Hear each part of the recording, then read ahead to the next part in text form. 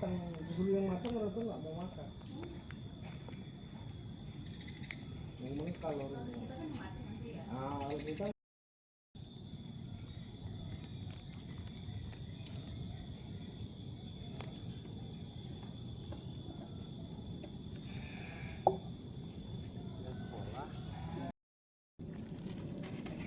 sekolah jam berapa?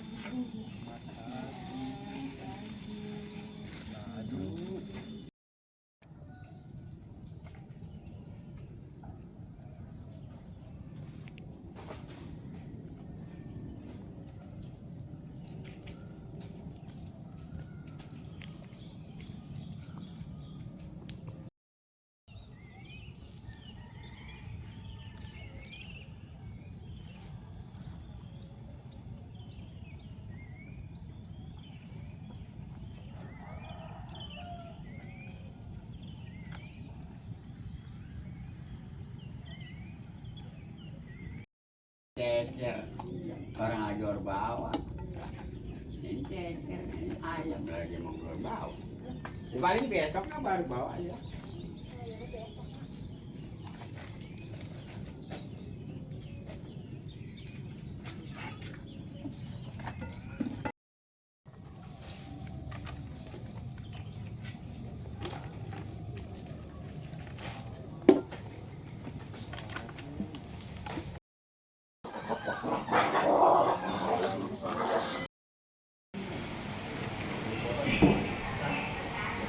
Oh iya belum.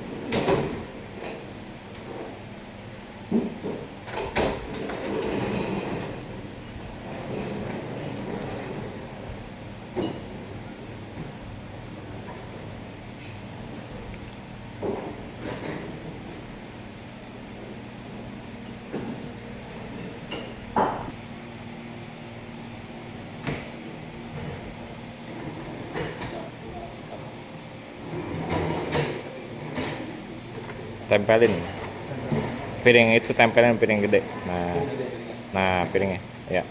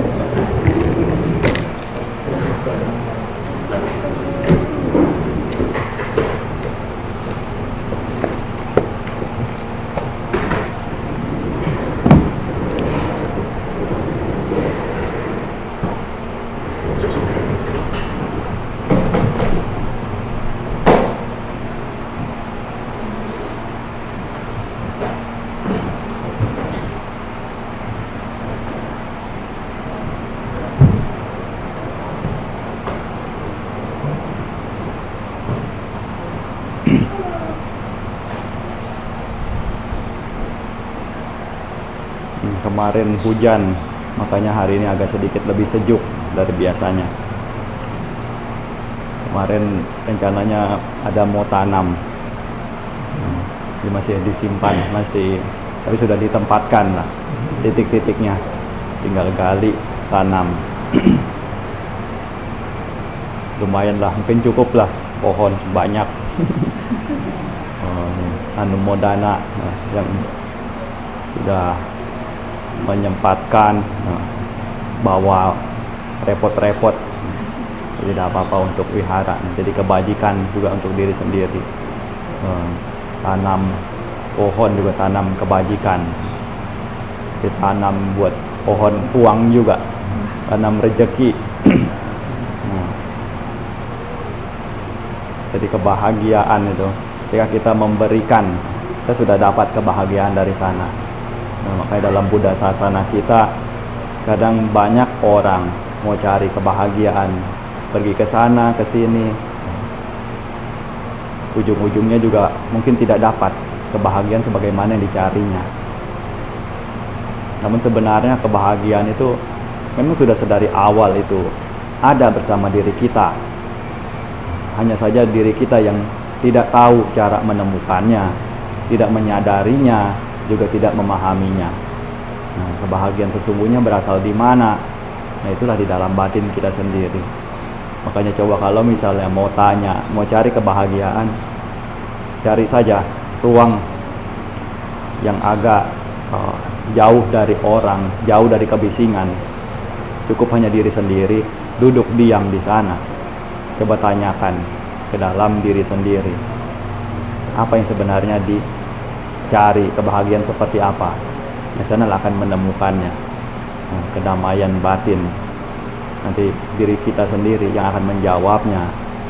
Namun umumnya dengan cari ke sana, cari ke sini, ujung-ujungnya tidak tahu yang sebenarnya diri ini inginkan.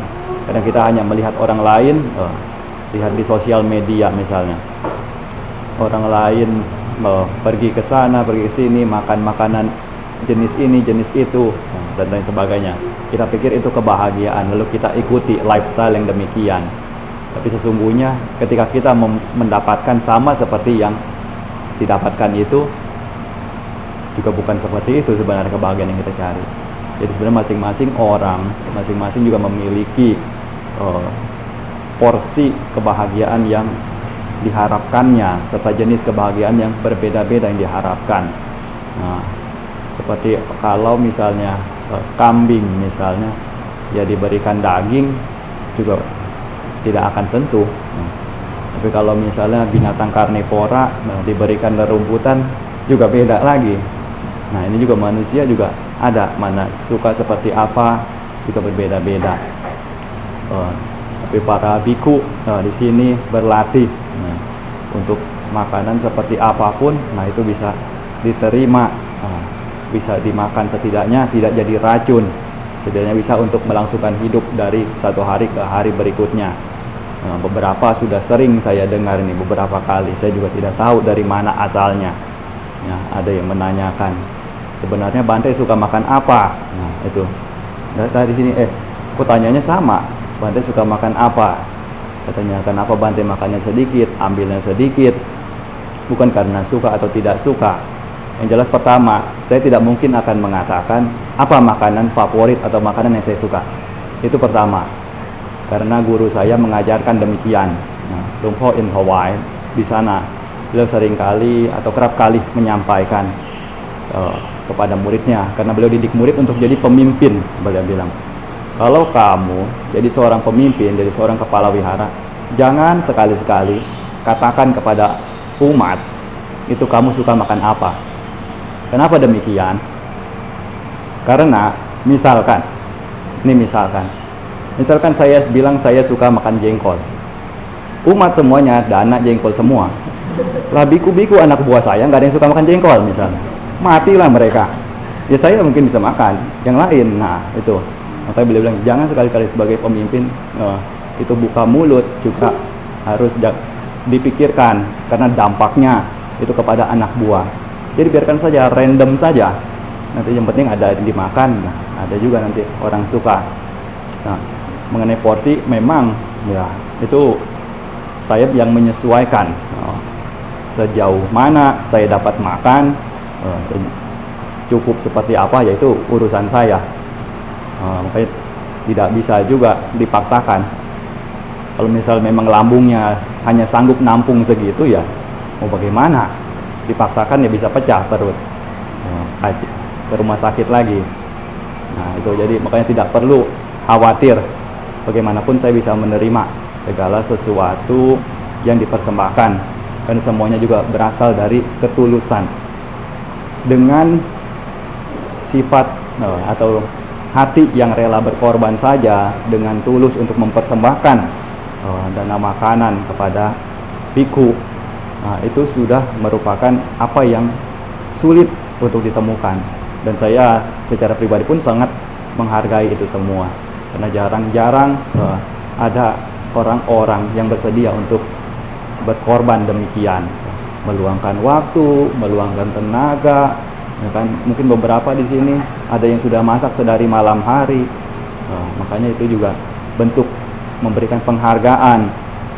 Makanya sedikit atau banyak biasanya saya akan usahakan untuk sendok.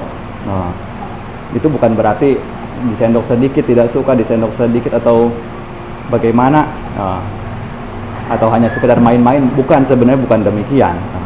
Tapi lebih kepada menghargai. Karena kadang Luang Por juga demikian di sana.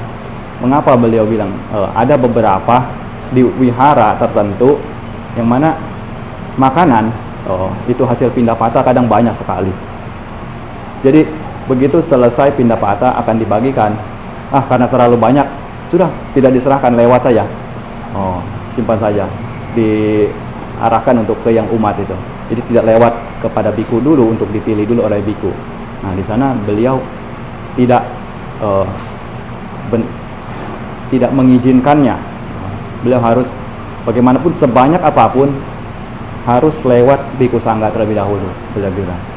Karena mereka yang mendanakan, mereka mungkin banyak yang sampai begadang-begadang untuk menyiapkan makanan, tapi kini sudah dipersembahkan pagi-pagi, sudah didanakan dengan hati yang bergembira, sukacita. Tapi begitu lihat makanannya langsung dibelokkan entah kemana, kan jadi timbul perasaan yang tidak senang.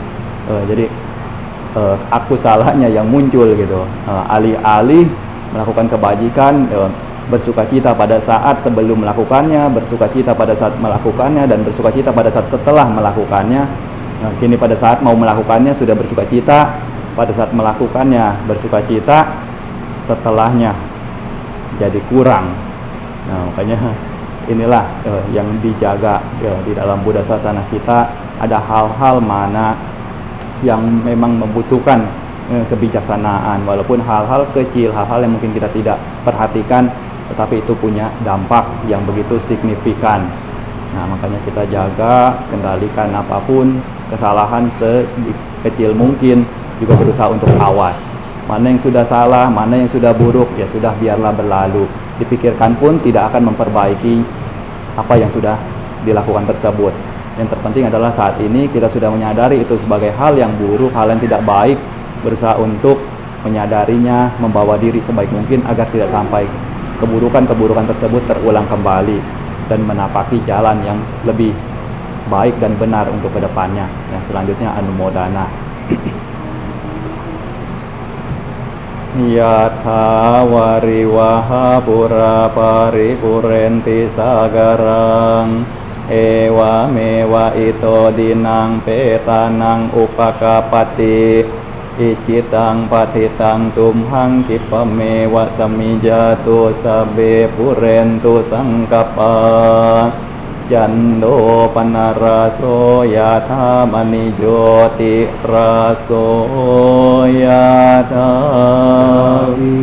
tiyo wiwajantu sabarogo winasatu mate bawatoantaray sukhi digayuko bawa abiwadana silisani cangbuddha pacayino cataro dhamma wadanti ayuwano sukhang balang agatowe pasannanang agang dhammang wijanatang age buddhe pasannanang dakineye anutare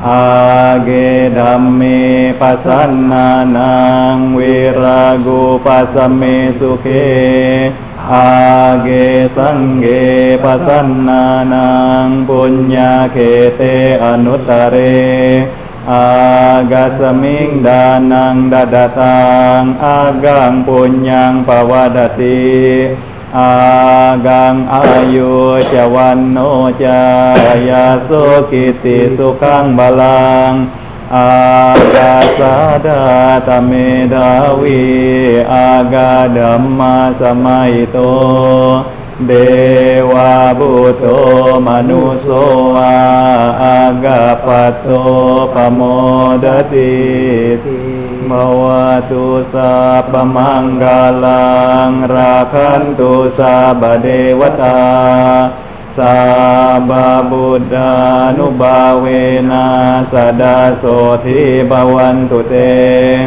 bawatu sabba manggalang rakantu sabba dewata sabba dhamma nubawena sadasoti bawantu te bawatu sabba manggalang rakantu sabba dewata sabba sangga nubawena sadasoti bawantu te.